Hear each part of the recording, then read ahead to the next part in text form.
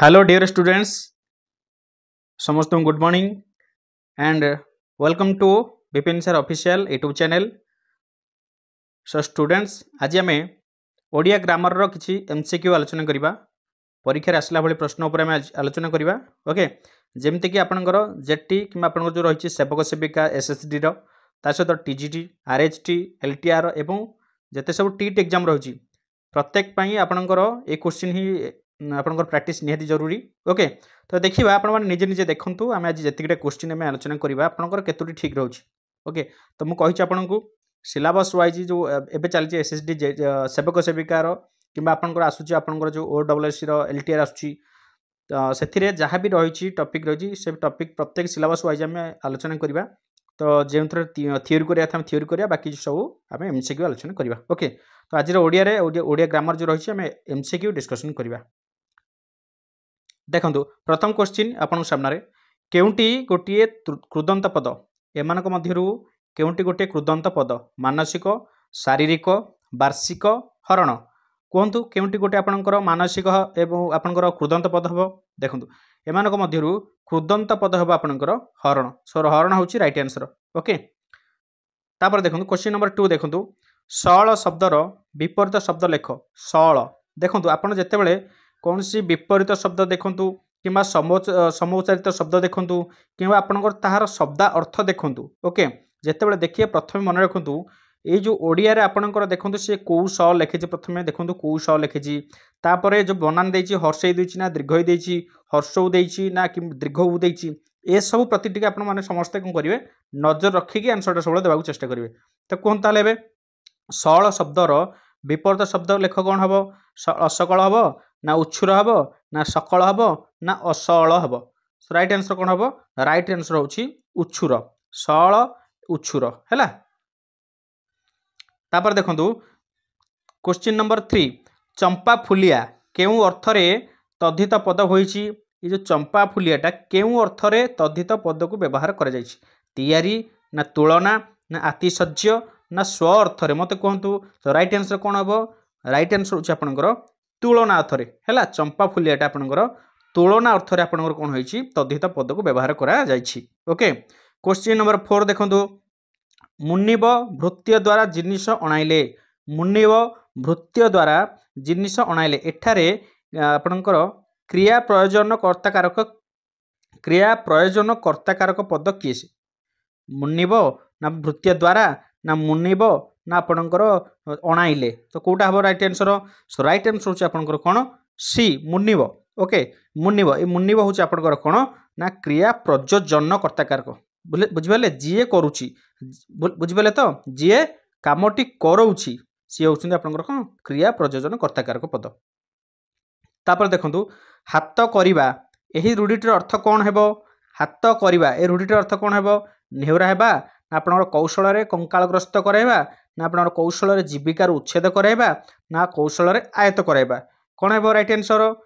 एहार right answer हम आपण माने देखंतु कौशल रे आयत करिबा होची हाथ करिबा. तार हम कहूना आम कथा कोन तार हाथ अछि, तार हाथ अछि से सब कामटा समाधान करि परिबो, तार ब्लॉक रे हाथ अछि, तार से कौशल सब काम गुडा को आयत करि परिबो. ओके, तापर देखंतु क्वेश्चन नंबर 6 देखंतु, केउंटी सठिक शब्द निरूपण करे? एमानक मध्यरु सठिक शब्द केउंटा? ता माने आबाकी तो सब भूल अछि. सर्वजनीन भूल अछि, सर्वजनीन एठी दीर्घई अछि, एटा कोन अब ठीक अछि ना भूल अछि? भूल अछि. सार्वजनीन एटा ठीक थिला किंतु हर्षेटा अछि, भूल अछि. तेणु सार्वजनीन एमथि हो सार्वजनीन दीर्घई हबो हला, सार्वजनीन. So right answer option D. Okay, question number 7 देखंतु, कण शब्दर मूल संस्कृत शब्द कौन? ये कण जो शब्दटी होइछि तार मूल संस्कृत शब्द कौन हबो? कला ना कोमलिया ना कोमल ना कलिया? कला कला ना अपन कोमलिया ना कोमल ना कलिया? कौन हबो? तो राइट आंसर होची आपनकर कोमल. कोमल होची संस्कृत शब्द कोमल होला. कोमल रु आपनकर कण होची हैला. तापर होची कोन? केउंटी ध्वन्यात्मक शब्द कहले? ध्वन्यात्मक शब्द केउंटी? बासनकुसन ना कामदाम ना फरफर ना घरफर? कोटा हबा आपनकर? ना आपनकर फरफर.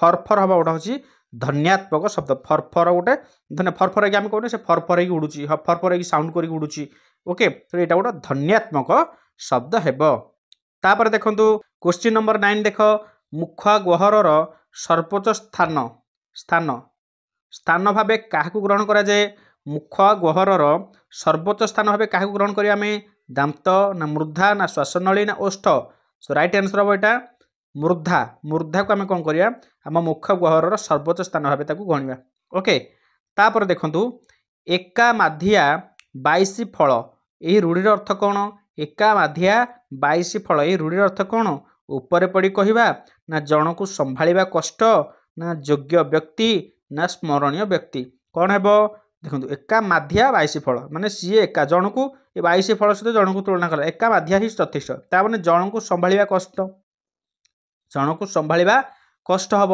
है राइट आंसर कौन हम जन को संभाळिबा कष्ट तापर देखो क्वेश्चन नंबर 11 पंकल केउ प्रकार शब्द ये पंकलटा केउ प्रकार शब्द हम कहले जोग रूढ़ हम ना जटिल ना यौगिक ना रूढ़ी हम कौन है सठिक आंसर हूँ जोग रूढ़ मन रख पंकलटा हूँ जोग रूढ़ हम है तापर 12 नंबर देख निसंदेह निसंदेह शब्दटी व्यवहृत नीर ये जो नीर निसंदेह नीर निहि माने आप जानिचे निहि माने कौन नीर हाँ कि नहीं ये जो नीर उपसर्ग केउ अर्थ व्यवहृत होइछि केउ अर्थ व्यवहृत होइछि अतिशय ना निम्न ना विरोध ना उत्कर्ष केउ अर्थ व्यवहृत होइछि कहलो सठिक आंसर कौन हम सठिक आंसर हम अतिशय अतिशय निसंदेह माने अतिशय है तापर देखंतु क्वेश्चन नंबर 13 खर्बकाय शब्दर विपरीत शब्द लेख खर्बकाय खर्बकाय विपरीत शब्द कौन हम दीर्घकाय ना लंबकाय ना अकाय ना सुकाय कौन हम राइट आंसर होची दीर्घकाय मन रख खर्गकाय होची दीर्घकाय है तापर देखो क्वेश्चन नंबर 14 केउटी विधेय विशेषण मु कही आपको मन पकातु कौन विशेष पद पर जब विशेषण पद बसुची ताले आमे ताकू कहूचे विधेय विशेषण सही पर्वत मत कहतु सही पर्वत हम ना खट्टा फल ना राम सत्यवादी ना कलंता निया हम कौन हम 14 नंबरटा कहले कौन हम ऑप्शन सी हम राम सत्यवादी सत्यवादीटा गोटे विशेषण राम हूँ गोटे विशेष्य क्लियर तेणु राम विशेष्य पद को सत्यवादी विशेषित करुच्ची किंतु विशेष पद पर व्यवहृत होती विशेषण पदटी तेणु यहाँ हम विधेय विशेषण तापर देख बापा सकाळे गीता पढ़ती ए उक्ति रे सकाळे की प्रकार कारक हम मत कह सकाळे की प्रकार कारक हम उपादान कारक ना कर्म कारक ना करण कारक ना अधिकरण कारक सो राइट आंसर कौन हम राइट आंसर हम अधिकरण कारक मन रख है गीत सकाळे हूँ अधिकरण कारक तापर हूँ 16 नंबर देख आदान शब्द रे आ उपसर्ग क्यों अर्थ व्यवहृत होइछि आदान शब्द रे आ उपसर्ग क्यों अर्थ व्यवहृत होइछि विपरीत अर्थ रे ना सीमा अर्थ रे ना सम्यक अर्थ रे ना पर्यंत अर्थ रे सो राइट आंसर कौन हम आदान आदान हूँ विपरीत दानर आदान विपरीत अर्थ रे व्यवहृत होइछि क्वेश्चन नंबर 17 जो शब्द ताहार प्रकृति और प्रत्ययगत अर्थ को प्रकाश न करी एक नूतन अर्थ प्रकाश करे सही शब्द को कौन कहुए जो शब्द ताहार निजर प्रकृति और प्रत्ययगत अर्थ को प्रकाश न करी एक नूतन शब्द प्रकाश करे ताकू बा सही शब्द को आम कौन कहवा यौगिक शब्द ना जटिल शब्द ना रूढ़ी शब्द ना जोग रूढ़ शब्द सो राइट आंसर कौन हम मन रखु से रूढ़ी शब्द बा निजर से प्रकृति बा प्रत्येक अर्थ को बुझेबनी अन्य गोटे अर्थ को से बुझाउथिबो हैला तापर देखंतु केउटी बिजुलीर प्रतिशब्द नुहे केउटी बिजुलीर प्रतिशब्द नुहे बिजुलीर प्रतिशब्द तीनटा अछि आ गोटे नाही सेतरु संपा हबो कि ना काश्यपी ना ऐरावती ना हमर सतहृदा हबो कोन हबो राइट आंसर हबो संपा होची बिजुली ऐरावती बिजुली सतहृदा बिजुली काश्यपी काश्यपटा हम राइट आंसर काश्यपटा बिजुलीर प्रतिशब्द नुह है तापर चलो जा 19 नंबर କେଉଁ ଶବ୍ଦଟି କଇଁ ଶବ୍ଦର ପ୍ରତିଶବ୍ଦ ନୁହେଁ? କଇଁ କଇଁ କଇଁ ଫୁଲ, କୁମୁଦୁନି ନା କୁମୁଦ ନା କାକପୁଷ୍ଟ ନା କୈରବ, କ'ଣ ହବ?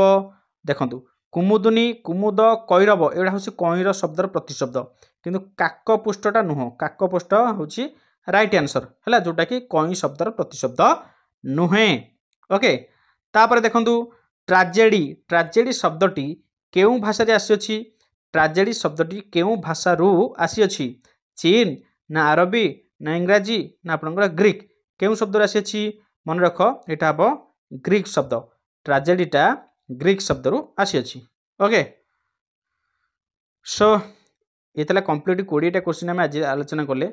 20टा क्वेश्चन आम देखिले से 20टा क्वेश्चन आपंकर आंसर ये रही आंसर की रही आप देखिपारे मिले पारे आपण निजे निजे देखूँ ये आम क्वेश्चन आगू आने आज जस्ट प्रथम क्लास था ओडियार तो मुझे जस्ट टे 20टा मात्र क्वेश्चन आनी नेक्स्ट क्लास आम तार आम कौन एक्सप्लानेसन वीडियो आनिबा।